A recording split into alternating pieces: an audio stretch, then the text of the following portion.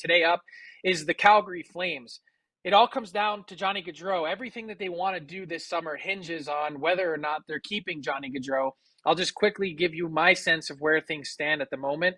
They've made their pitch, their presentation, there's not a lot of secrets here.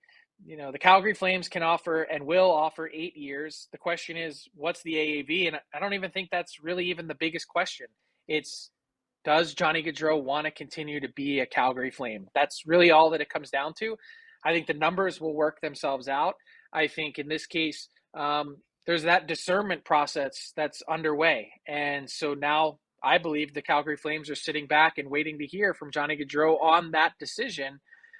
My thing, Matt, is the longer this goes, that's probably not good news for Calgary, because at a certain point, it's like, hey, are we getting married or are we not?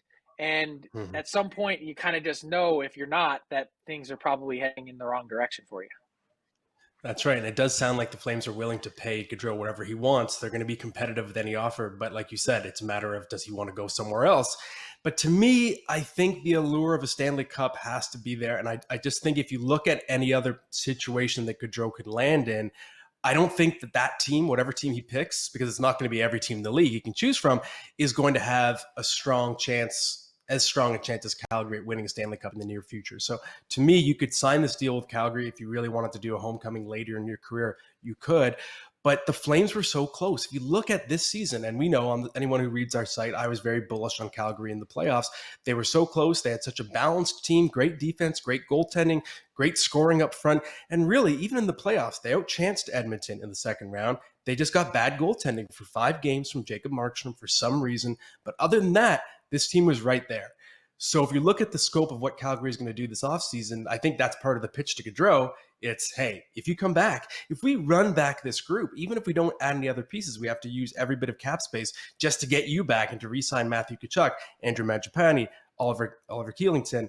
I think that's still enough. The team is there on paper, even if it's untouched. Yeah, you're right, but it's now going to then be about the trickle-down effect and trying to get everyone signed if he's back. And if not, it's going to be about trying to replace a guy that was a 115-point scorer in the NHL this season. It would be difficult, if not impossible, to do. You mentioned some of the other contracts that are up. It's Gaudreau, as you said, Matthew Tkachuk, Andrew Mangiapane, Oliver Shillington, and then a couple guys on the back end, Eric Goodbranson and Nikita Zadorov. Don't overlook them. They were a pretty significant part of what Darryl Sutter had the Calgary Flames doing in their own end.